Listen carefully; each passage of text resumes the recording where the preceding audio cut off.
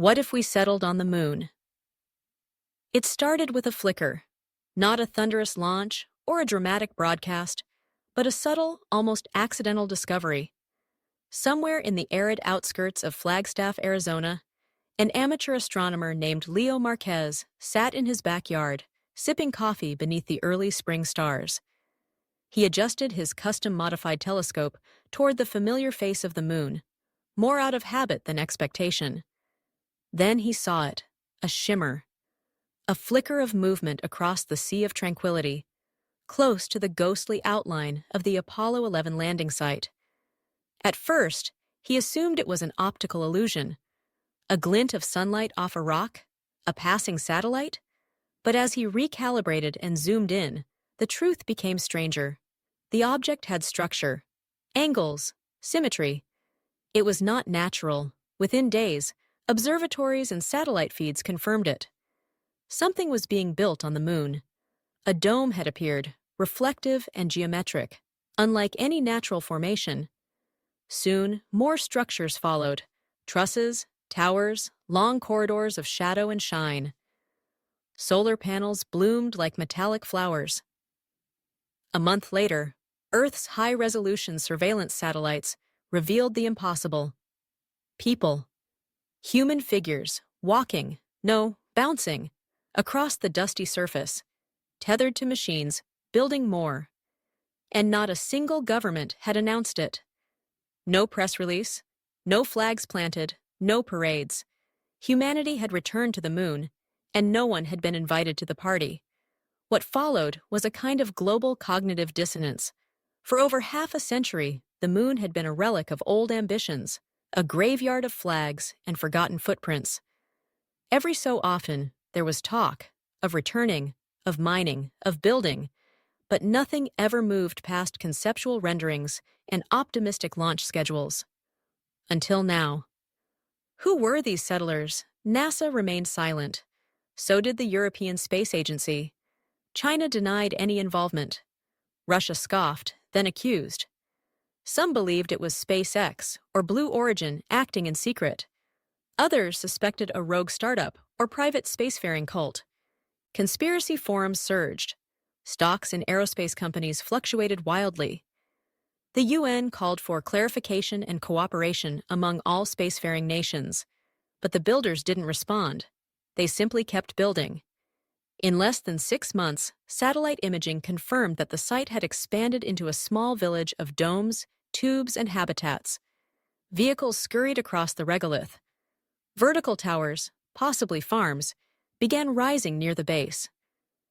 Communication dishes angled toward Earth, relaying data in tight, encrypted bursts. Then came the most startling transmission of all, a live video stream pointed directly at Earth. In it, a woman in a dark blue pressure suit with a silver emblem, a crescent moon inside a triangle, stood before the camera. She spoke simply, "To all people of Earth, we are here, we are alive, and we are building a future where survival is no longer bound by Earth alone." Her name was Dr. Amara Kessler. Her voice, calm and precise, carried not defiance, but inevitability. Her words marked a turning point in human history, not just because of where she stood, but because of what she represented. That someone, somehow, had made the leap the rest of the world only talked about. The moon was no longer a dead rock. It had been colonized, silently, without permission, without ceremony, but with a purpose far grander than anyone had dared admit aloud. For the first time, humanity had a second home. And yet, a single question now loomed, silent and heavy in the minds of billions. What does it mean for Earth when we are no longer alone in space? The revelation of a functioning lunar settlement shattered more than a political protocol. It cracked the very idea of what humanity was capable of. But to understand how this came to be, we need to look backward, not upward. Because the roots of the moon colony were planted long before the first dome rose from the dust. It began quietly, in the shadows of climate chaos. By the 2030s, Earth was struggling. Rising sea levels had drowned entire coastlines. Cities like Jakarta, Lagos, and Miami became cautionary tales. Food systems buckled under extreme weather. Climate refugees numbered in the tens of millions. In response, international cooperation frayed, populism surged, space budgets shrank. And yet, while the world fought over old ground, a new alliance was taking shape. It was not a government. It had no flag, no borders, no anthem. But it had something more powerful: vision, capital, and time. Tech billionaires disillusioned with Earth's politics. Climate scientists desperate for a lifeboat. AI engineers tired of building ad systems. Even a few rogue astronauts. They called themselves Project Selene. Publicly, Selene was an off-Earth research consortium focused on long-term planetary risk mitigation. Privately, it was a breakaway civilization project. Not a mission, not a campaign, a continuum. Something designed to operate beyond the gravity of bureaucracy. But good intentions aren't enough to build on the moon. So what changed? 3 revolutionary breakthroughs quietly set the foundation for the impossible. First, autonomous construction. Thanks to AI-driven robotics and self-replicating nanofactories, Selene's engineers could send modular fabrication units to the lunar surface. These spider-like robots used lunar regolith, powdered rock and dust, as raw material, converting it into durable structures via sintering lasers and basalt fiber printers. No need for concrete. No need to lift steel into orbit. Second, closed-loop biospheres. For decades, space agencies struggled with how to keep humans alive in space long-term without resupply. Selene cracked it with synthetic ecosystems, engineered algae that converted CO2 into oxygen, integrated aquaponics combining fish and crops, and genetically modified fungi capable of recycling waste into nutrients. Lunar life could be regenerative, not extractive. Third, energy resilience. Solar power on the moon is abundant but unreliable during the 2-week-long lunar nights. The solution? Small modular nuclear batteries buried under the regolith, providing steady thermal and electrical energy while shielding radiation. Combined with high-capacity graphene capacitors, the colony could survive without the sun. By 2040, Selene had launched a series of research missions aboard repurposed commercial rockets. Each payload, robotic, not human, quietly assembled the foundation. A fusion of AI precision and biological systems, bootstrapped into a livable habitat. By the time the first humans set foot, the infrastructure was already alive. The first settlers weren't astronauts in the traditional sense. They were hybrid specialists, a geobiologist who moonlighted as a systems engineer, a sculptor who understood structural physics, a linguist with expertise in human-machine interaction. Selene didn't want colonists. It wanted founders. For years, they remained hidden, communicating through encrypted quantum relays, cloaking energy signatures, masking thermal emissions. To Earth, it was just static. To Selene, it was evolution. When the truth finally emerged, broadcast to the world in pixel-perfect HD, it was not a beginning. It was the middle of something vast and carefully planned. The reaction on Earth was complicated. NASA felt blindsided. The Chinese government accused Selene of violating the Outer Space Treaty. The European Union demanded access and transparency. Conspiracy theories exploded. Some claimed the settlement was a hoax, a CGI stunt. Others believed it was a breakaway elite escaping Earth's collapse. Some even whispered of alien collaboration. But through the noise, one signal remained clear. Selene had done what no nation, no superpower, no committee had dared: built a foothold on another world. Not as a flag-planting exercise, not as a corporate vanity project, but as a real, breathing experiment in post-Earth life. And the question was no longer, how did they do it? It was, what happens now that they have? The world was stunned, not just by the images of lunar domes glittering under alien sunlight, but by what they represented: a future that had quietly left us behind. At first, the disbelief was total. Governments demanded verification. Analysts questioned the video's authenticity. Was it CGI? A simulation? A clever ad campaign? But as high-resolution satellites began passing over the Sea of Tranquility, the truth burned undeniable. The structures were real. The shadows they cast were real. The glints of polished alloy, the puffs of regolith from moving machinery, real. And most shocking of all, human figures in motion. Not just one or two. Dozens. Within 48 hours, Earth erupted. Social media imploded with speculation. Moon settlement trended across languages. News networks devoted round-the-clock coverage to breaking down every frame of the video. Forums filled with pixel analysis, architectural theories, speculation about lunar agriculture, and arguments over oxygen production. But amid the noise, governments were not amused. NASA convened an emergency press briefing. Its director, clearly blindsided, stated that no sanctioned U.S. mission is currently active on the moon. China's space agency released thermal imagery showing energy patterns consistent with nuclear activity. Russia's foreign ministry accused private Western actors of unilaterally militarizing space. The European Union issued a joint statement demanding immediate transparency and access. Then, without warning, a second broadcast arrived. This time, the speaker stood inside a glass observation dome. Behind her, the Earth loomed above the lunar horizon, a pale blue sphere suspended in the void. The woman introduced herself as Dr. Amara Kessler, lead bioarchitect of Selene.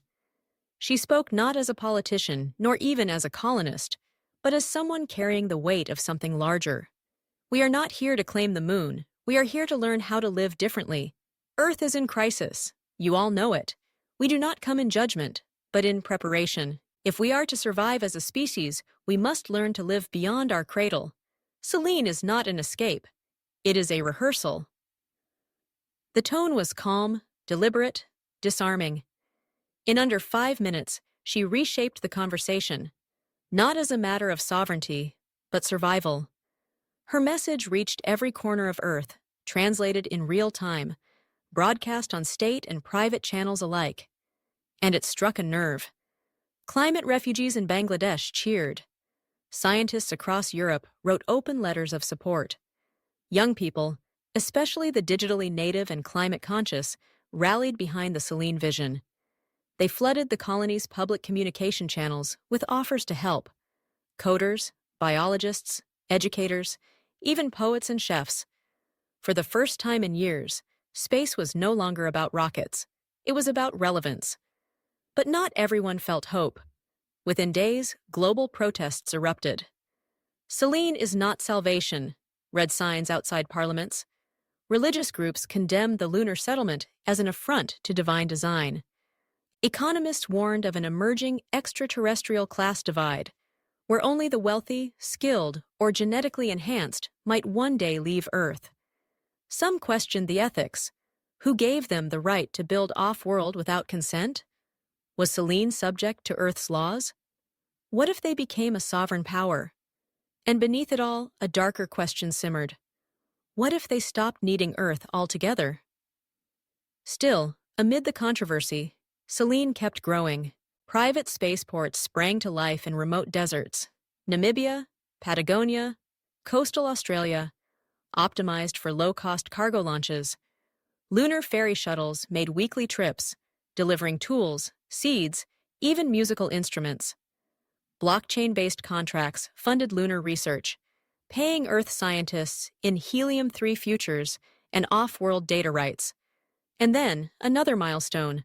The first child was born on the moon, a girl named Selene. Weight, 2.8 kilograms. Birthplace, Habitat Theta, Sea of Tranquility. She would never know Earth's blue skies or heavy footsteps. Her first breath of air came from algae tanks. Her first lullaby was sung under artificial light. She was not a visitor. She was a native, a new kind of human. As headlines raced around the globe, Selene released one final message that month, etched in both poetry and precision. The moon is not a flag to be claimed. It is a mirror. What you see here is not just us. It is who you might become. Earth could no longer look away. At first glance, lunar life seemed like a utopia in miniature, clean, efficient, self-contained. Every corner of Selene appeared designed not just for survival, but for harmony. From Earth's perspective, it looked like the moon had become a blank slate on which humanity had finally written something better. The media called it the Great Experiment. Inside the domes, the rhythm of life was unlike anything on Earth. Time was measured differently. There were no days and nights, only cycles.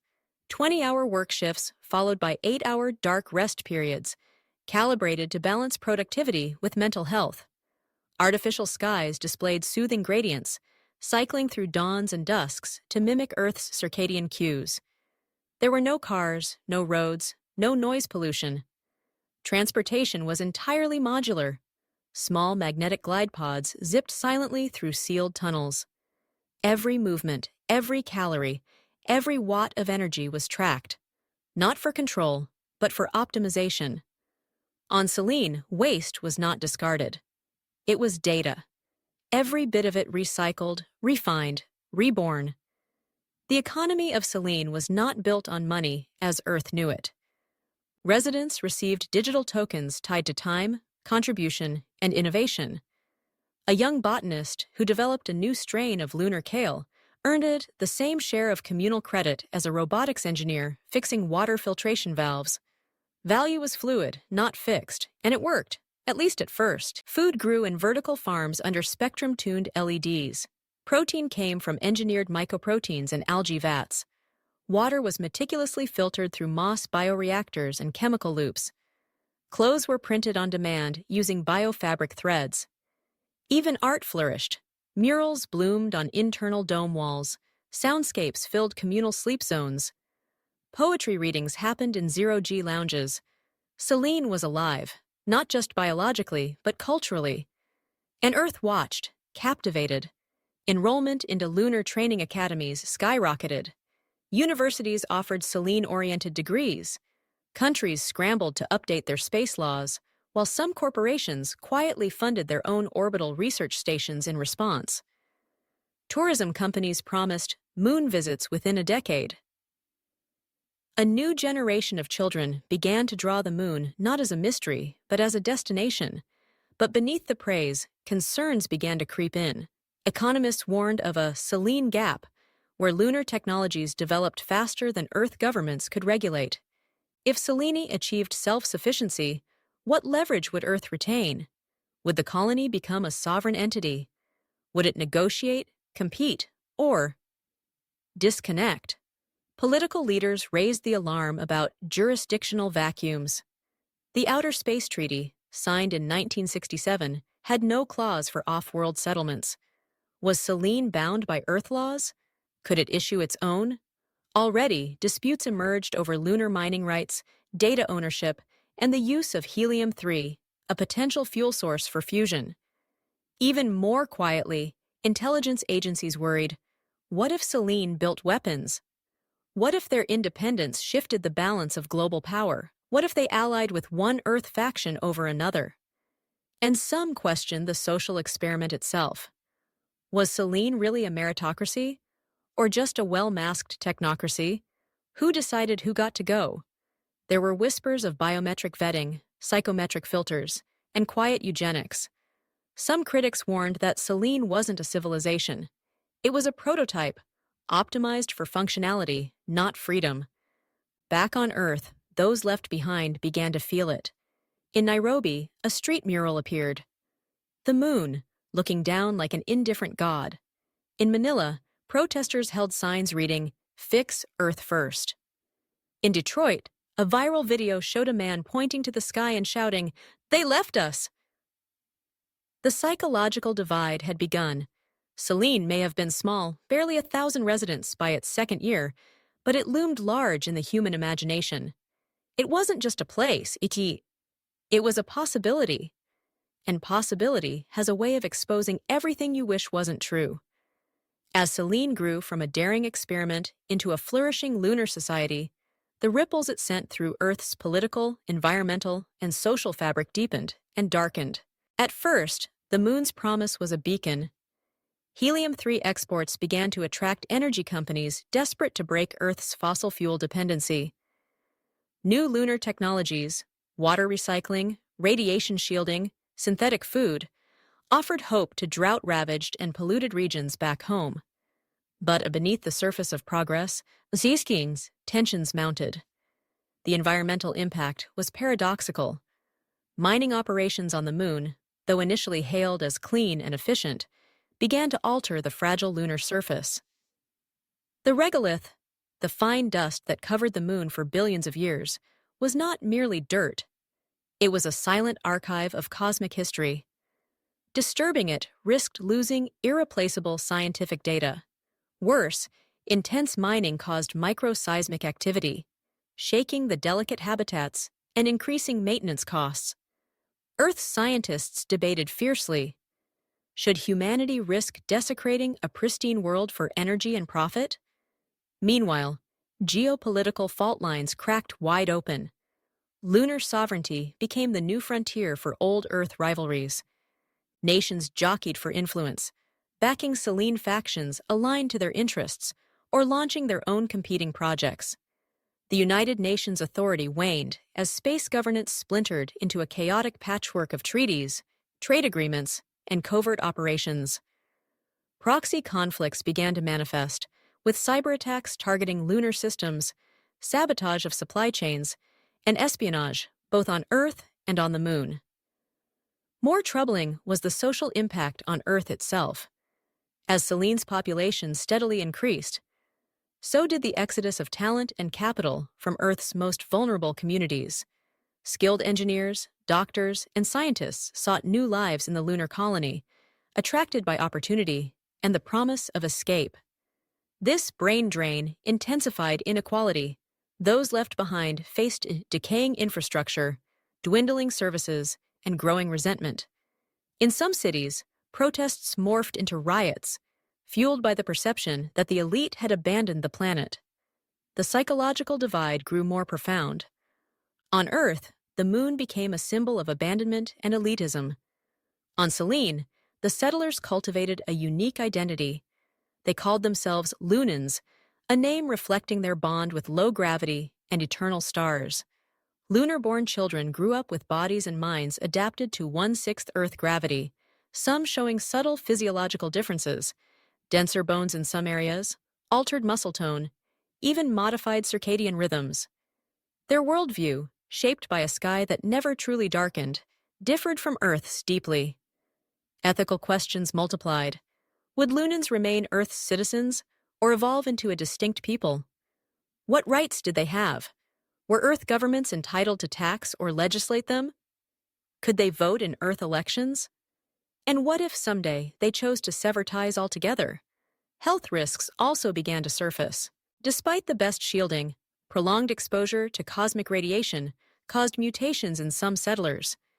Cases of cataracts, skin lesions, and early signs of cancer prompted medical teams to rethink protocols. Research on stem cell therapies and gene editing accelerated, seeking to counteract these effects, but raised fears of a new space eugenics, where only genetically optimized humans could survive lunar life. Amid these pressures, the cultural gap widened. Lunans developed their own customs, festivals, and arts, celebrating milestones unimaginable on Earth, like the 1000th sunrise cycle or the first lunar harvest. They spoke in idioms borrowed from both Earth languages and newly invented lunar slang.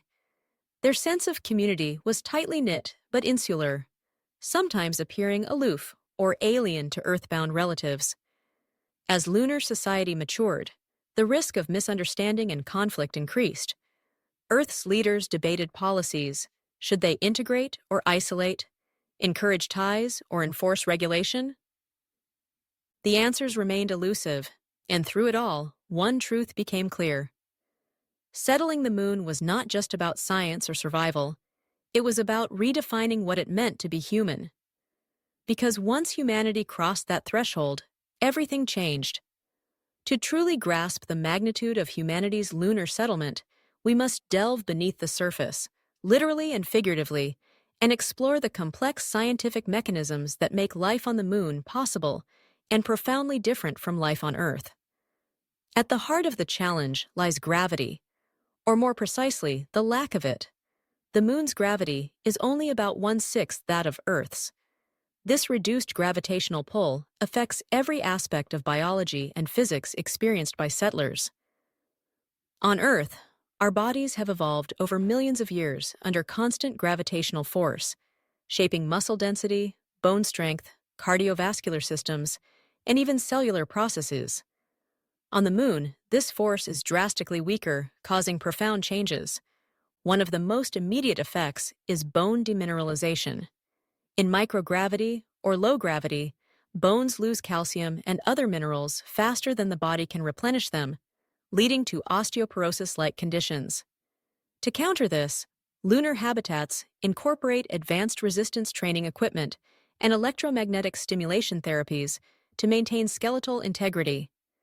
Moreover, genetic research explores gene expressions related to bone density, hoping to unlock molecular pathways that could help settlers adapt biologically over generations. Muscle atrophy is another concern. Without the constant pull of Earth's gravity, muscles used for posture and movement weaken over time. The colony's architects designed exercise regimens coupled with exoskeletal support suits that provide adjustable resistance, simulating Earth-like forces. This technology allows settlers to maintain mobility and strength in their unique environment. But gravity is only one piece of the puzzle. Cosmic radiation presents a more insidious threat. Unlike Earth, which enjoys a protective magnetic field and thick atmosphere, the moon is exposed directly to high-energy particles from solar winds and galactic cosmic rays. These particles can penetrate human tissue, damaging DNA and increasing cancer risk. To mitigate this, lunar habitats are built beneath layers of regolith, sometimes several meters thick, using the lunar soil as a natural radiation shield. Advanced materials science also contributes. Researchers have developed polymer composites infused with hydrogen-rich molecules that absorb radiation effectively. Furthermore, cutting-edge biomedical research on lunar settlers focuses on DNA repair mechanisms. Scientists study how certain extremophiles, organisms thriving in harsh environments on Earth, repair radiation-induced DNA damage, aiming to replicate or enhance these abilities in humans through gene therapies or pharmaceuticals. Then there is the fascinating domain of molecular biology and synthetic ecosystems. Sustaining life in a sealed lunar habitat requires closed-loop biospheres that recycle air, water, and nutrients indefinitely. At Selene, this system is anchored by genetically engineered photosynthetic organisms, algae, cyanobacteria, and lichen, that convert carbon dioxide exhaled by settlers back into oxygen. These organisms have been bioengineered for extreme light variations and low gravity, optimizing photosynthetic efficiency far beyond their earthly counterparts. Aquaponic systems marry fish farming with plant cultivation, recycling waste products, and maintaining nutrient cycles with minimal external input. To reduce water consumption, scientists have designed membranes that extract moisture directly from lunar habitat air, condensing it for reuse. A form of atmospheric water harvesting perfected under lunar conditions. Energy science, too, forms a crucial pillar. The moon's 2-week-long nights would cripple traditional solar power systems. To bridge this, the colony relies on small modular nuclear reactors designed to be compact, safe, and efficient. These reactors provide steady heat and electricity, stored in advanced graphene supercapacitors. The supercapacitor's rapid charge and discharge cycles ensure that power is instantly available, smoothing out fluctuations and powering life support systems continuously. On the frontier of physics, the colony employs quantum communication networks. Traditional radio waves suffer latency and interference.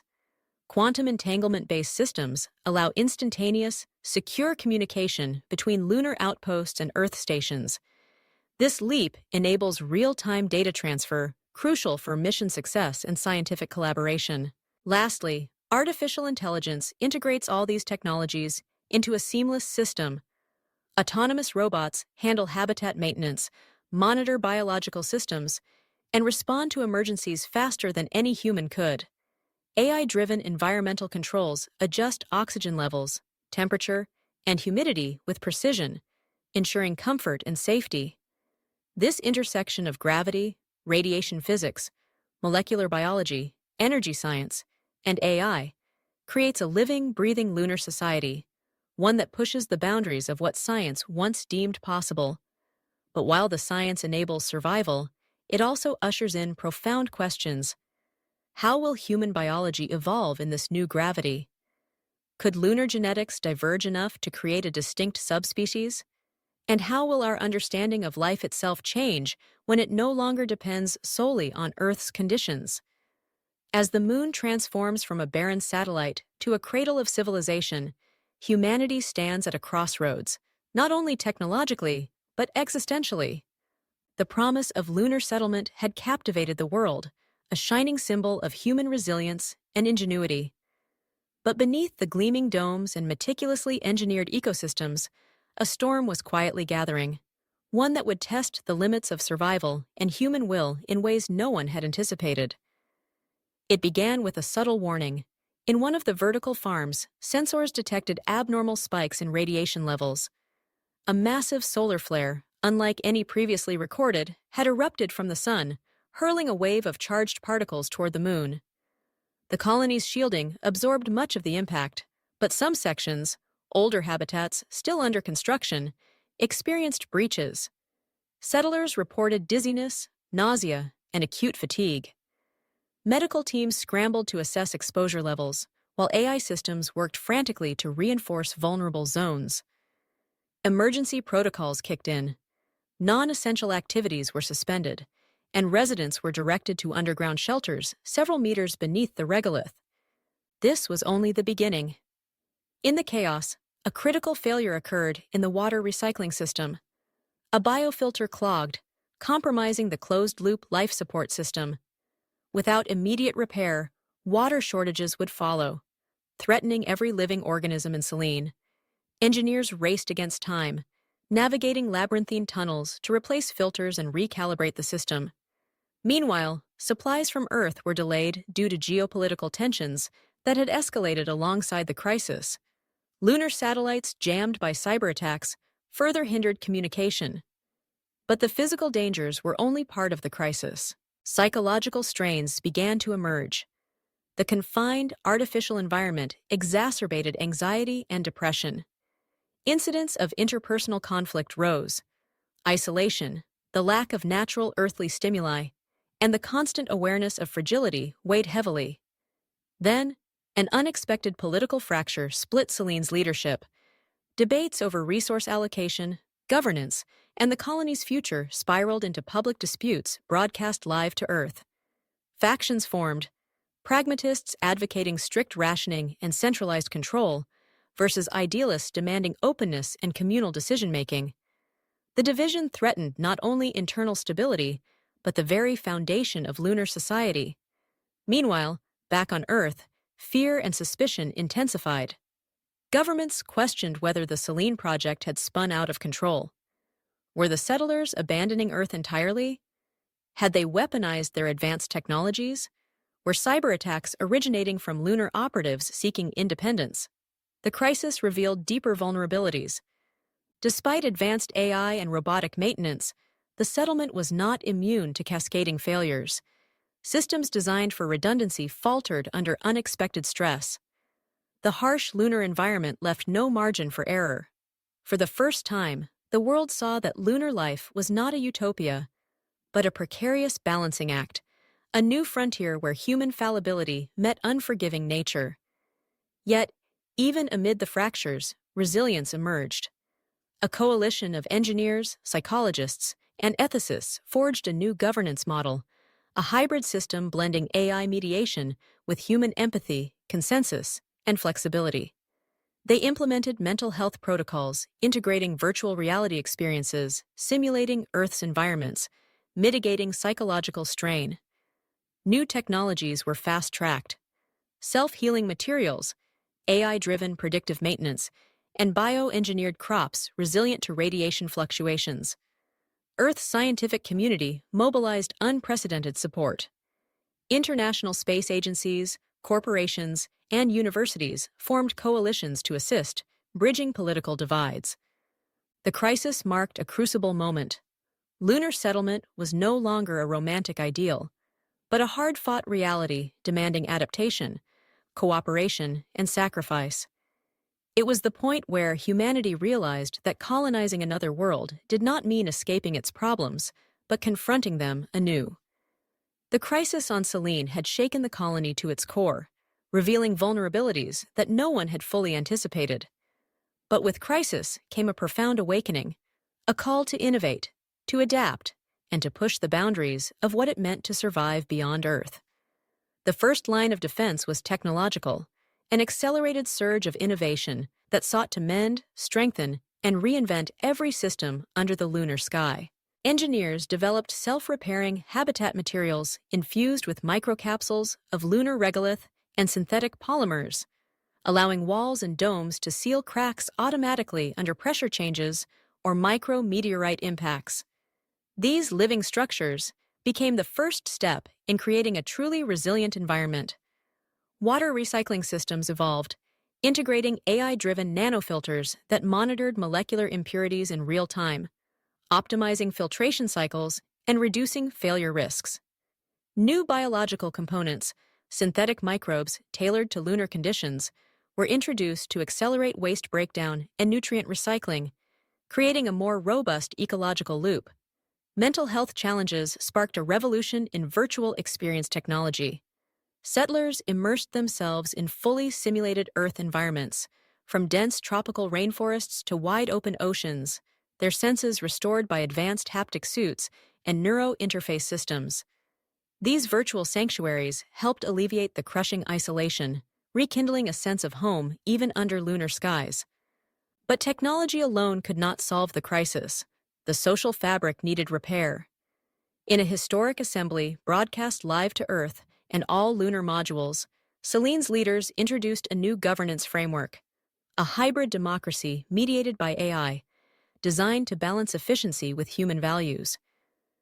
Decision-making became participatory, transparent, and adaptive, allowing settlers to have meaningful influence while benefiting from unbiased AI moderation. Ethical guidelines were formalized around resource allocation, environmental stewardship, and reproductive rights. Genetic engineering, once a taboo, was cautiously embraced as a tool to enhance human resilience to radiation and low gravity, raising difficult questions about identity and consent. On Earth, the crisis galvanized unprecedented cooperation.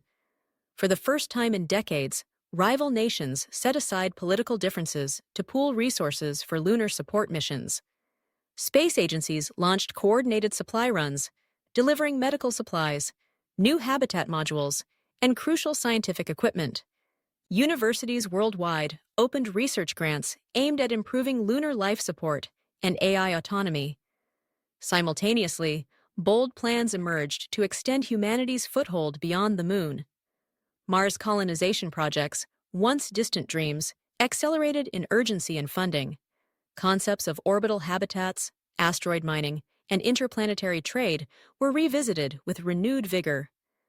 Lunar settlers themselves debated the ethics and practicality of further expansion, balancing the risks of overextension against the imperative of survival. Yet, amid these vast ambitions, a quieter, more intimate struggle unfolded. Families separated by millions of kilometers fought to maintain bonds. Lunar children grew up learning Earth's history, languages, and cultures remotely, creating a hybrid identity that was both lunar and terrestrial. Philosophers, artists, and educators on Selene grappled with what it meant to be human when the soil beneath your feet wasn't Earth's. The crisis had forced humanity to reinvent itself, not just in technology and governance, but in spirit. It was a testament to resilience and adaptability, but also a warning. Survival beyond Earth demanded courage, not only to face external dangers, but to confront internal fractures. And as Selene stabilized, its residents looked outward, toward new horizons, uncertain futures, and the enduring question, could humanity build not just a colony, but a true home beyond the stars? Years had passed since the early turmoil that threatened to unravel Selene.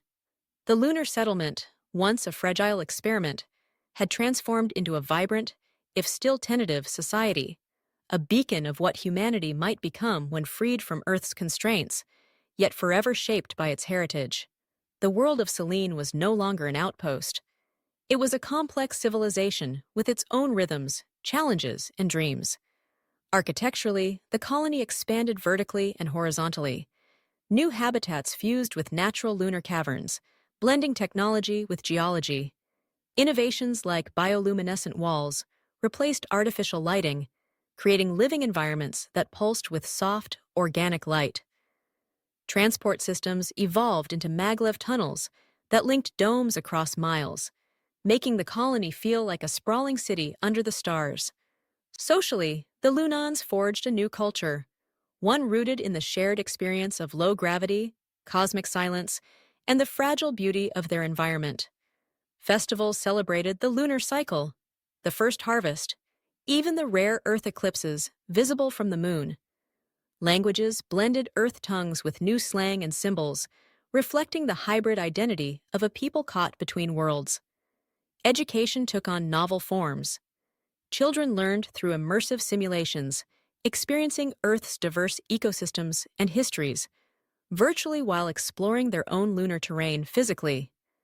Curriculum balanced science, philosophy, and art, encouraging creativity alongside survival skills. Politically, Selene had matured into a decentralized confederation of autonomous modules, each with unique governance but bound by shared principles of cooperation, sustainability, and transparency. AI systems continued to mediate disputes, optimize resource distribution, and monitor environmental health. But ultimate decisions rested with human councils, a delicate dance of man and machine. On Earth, attitudes shifted. No longer seen as a flight of the elite, the moon colony became a symbol of hope and renewal. Many nations invested in twinning programs, exchanges between Earth communities, and lunar modules aimed at cultural sharing and technological transfer. Selene's successes inspired green technologies, closed-loop agriculture, and sustainable living experiments worldwide. Yet, the challenges persisted. The physiological adaptations to low gravity continued to deepen. Lunar-born humans developed denser lung tissues for oxygen absorption, slower metabolisms to conserve energy, and subtle changes in brain structure influencing perception and cognition. These biological divergences prompted questions about identity, rights, and the possibility of speciation. The question of sovereignty loomed large. Though Selene maintained diplomatic ties to Earth, whispers of lunar independence grew louder. Some factions advocated for full political autonomy, citing the impracticality of Earth-based governance over a population that no longer fit earthly norms. Debates unfolded across forums, legislative halls, and even within families. Looking beyond the moon, plans for Mars, orbital habitats, and deep space exploration crystallized. Selene became a training ground, a research hub, and a cultural beacon for future interplanetary civilization. And yet, amid expansion and optimism, a philosophical question remained. What is home? For the Lunans, home was no longer simply Earth or moon. It was a space between, a shared dream and lived reality, a place where humanity was learning not just to survive, but to thrive, redefine, and reimagine itself.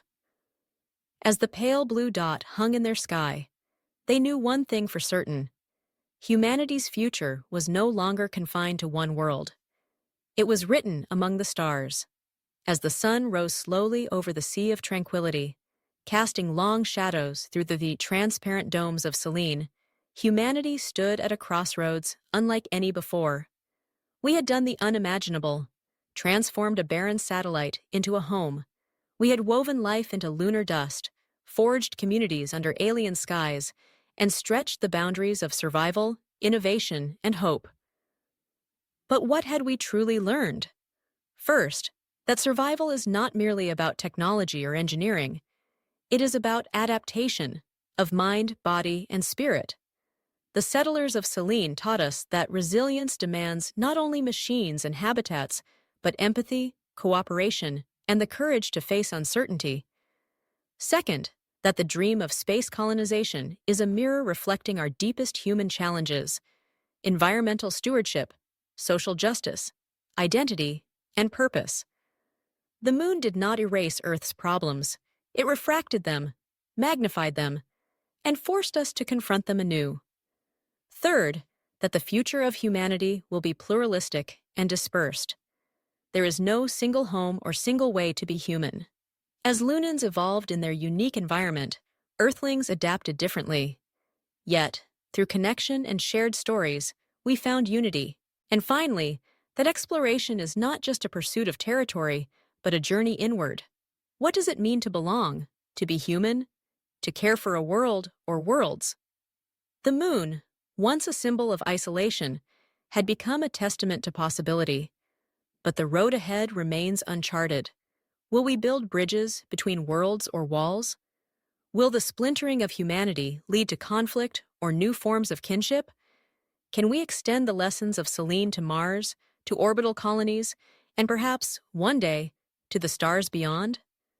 These questions are not merely scientific or political, they are profoundly ethical, and the answers lie with us. As you watch the pale orb hang in the night sky, consider this.